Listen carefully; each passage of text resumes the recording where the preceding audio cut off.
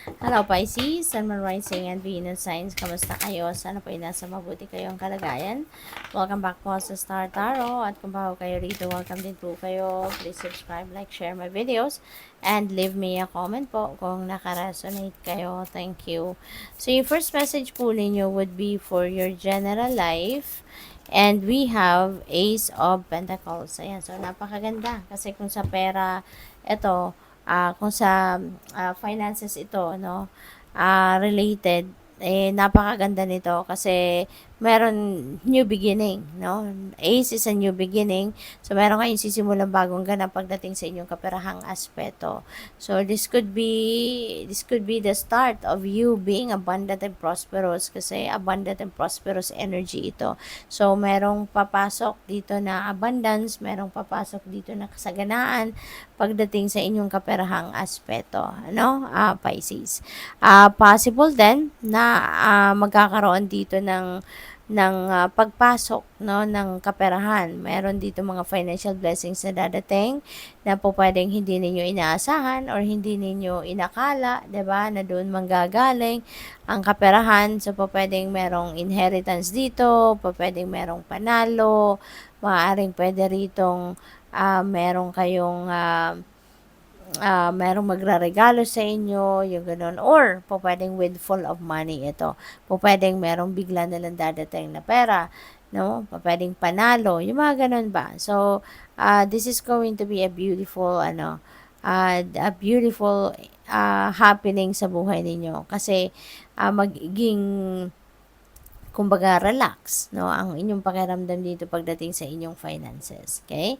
So, sa inyong money career, we have Ace of Wands. Wow. So, naswerte ninyo ngayon, Pisces, no? Kasi meron kayong dalawang aces. And when you have two aces in a reading, ibig sabihin dito na magkakaroon kayo ng there are going to be amazing, there are going to be amazing events, no, sa buhay ninyo na pangyayari. There are amazing things coming your way.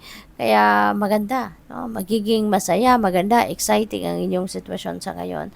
At ang yung mga exciting na kaganapan ito sa buhay ninyo could be in various areas of life. Depende yan sa inyong sitwasyon. But yun, no, with the Ace of Wands, tsaka nasa money, career, and finances area siya pumasok. Ibig sabihin nito na mayroong bago talaga kayong sisimulang, pwedeng bagong career, pwedeng bagong trabaho, or bagong negosyo, yung ganon, ano, mga bagong financial opportunities ang dadating at mapapalago ninyo ito. This is perfect for you kasi po pwedeng ito na yung passion mo. Maaring this is your passion, this is where you want to be, no, na klaseng trabaho or negosyo or career.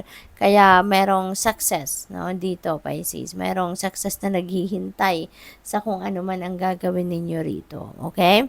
So, good luck sa'yo. Pwede rin na meron travel dito, no? Maaring yung trabaho ito may require you to travel, so po pwedeng ganon. So, sa inyong relationships naman, we have judgment. Merong desisyon na kailangan gawin kayo pagdating sa inyong relationship. At mag-ingat kayo, no, sa pagdedesisyon kasi this is major decision. And kung ano man ang desisyon na mabubuo dito sa isip ninyo or gagawin ninyo, this is going to have a great impact sa buhay ninyo for the long term. Kaya kailangan na pag-isipan mabuti, kailangan na wag ninyong madaliin, no? Kasi ano ito, paulit-ulit na din siguro ang sitwasyon na to.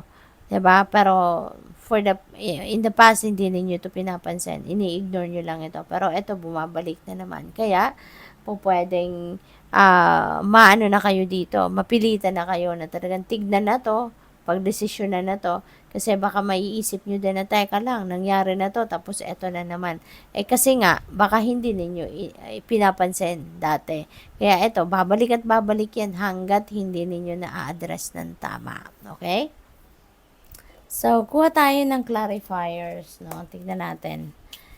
And before that, I would like to say thank you muna for subscribing, Pisces. Thank you for subscribing. And if you haven't subscribed yet, subscribe na po kayo. Thank you. And there is a join button po sa baba ng video, no? Kung gusto po ninyong mag-member gusto ninyong mag-register, so i-click nyo lang po yung join button. Thank you. So, yung Ace of Pentacles ninyo, we have Six of Swords. Ayan, this is moving on energy. This is moving on. So, siguro ito yung naging sitwasyon ninyo dati. Baka pagdating sa kaperahang aspeto, baka nagkaroon kayo ng mga struggles, nagkaroon kayo ng mga financial hardships, baka nahirapan kayo ng bonggang-bongga dito, no, sa inyong kaperahang aspeto in the past. Pero ngayon, since meron na kayong mga biyaya, no, napaparating, meron na kayong mga blessings na paparating, kaya po pwede, no, na you are going to move on from that situation, no. So, ngayon, magiging, na kayo, magiging masagana na, kumbaga, no? So, good luck sa'yo. At makakapagsimula na kayo ng bagong buhay. You'll be able to start a new chapter in your life pagdating sa inyong kaperahang aspeto. So, pagdating naman sa Ace of Wands, we have Eight of Wands. Wow. So, ang daming opportunity rito na pwedeng dumating sa inyo.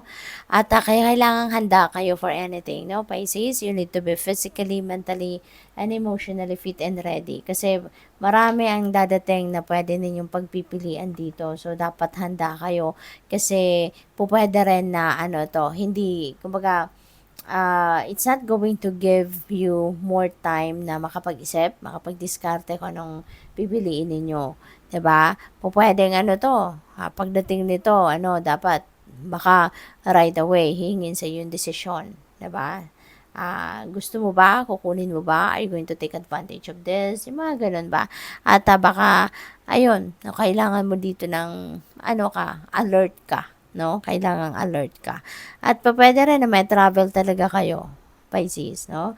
Baka there is going to be travel talaga na gagawin kayo related sa inyong negosyo, related sa inyong trabaho, or career related, no? Not travel. Kaya good luck po sa inyo. So, dito naman sa Judgment, meron tayong Queen of Swords.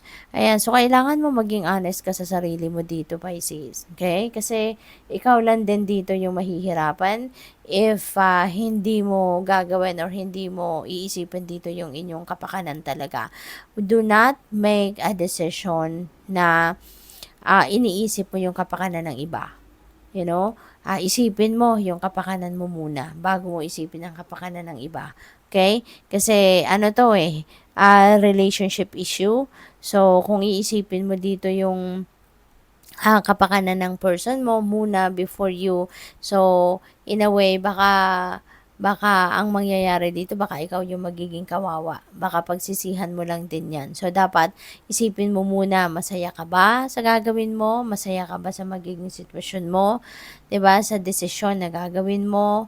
Yung mga ganun ba? Kasi, tulad ng sinabi ko kanina, kung hindi ako nagkakamali, it's going to have a great impact sa buhay mo kung ano man ang desisyon na ito.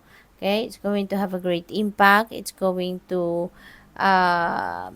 kailangan pag-isipan mabuti, both intuitive and your logical mind, pagganahin ninyo, pag-isipan ninyo mabuti kasi otherwise baka pagsisihan ninyo yan in the end, 'di ba? Kaya hindi dapat na madalian ang pagdedesisyon, hindi dapat na mag-shortcut kayo rito, no?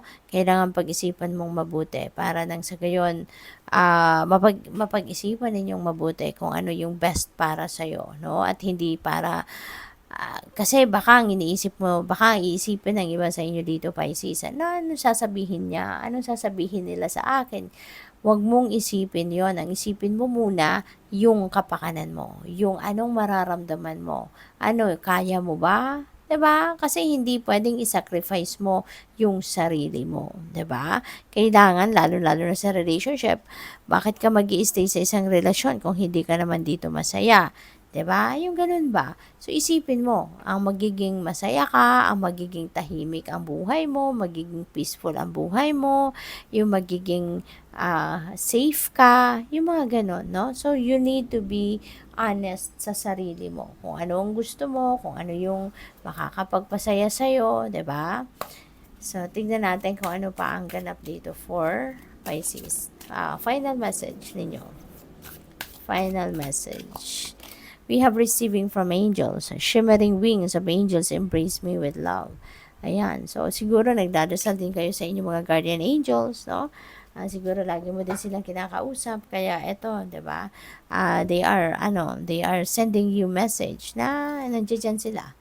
Nandiyan sila, no? Ini-embrace ka with love, 'di ba? So, yun, you're being, parang napaparamdam sila sa iyo na huwag kang mag-alala, we are here, 'di ba? Huwag kang mag-alala at tutulungan ka namin sa iyong sitwasyon. So, importante talaga din, no, Pisces, na mag-pay attention kayo sa mga subtleties na maaaring nandiyan sa paligid ninyo. Okay? Mag-pay attention kayo sa mga napipick up ninyo ng mga intuitive messages ninyo, mga signs, symbols, synchronicities, omens na nandiyan sa paligid ninyo. Okay? Pay attention kayo dyan. Kasi that could be a message sa inyo din, ng inyong mga angels. Okay?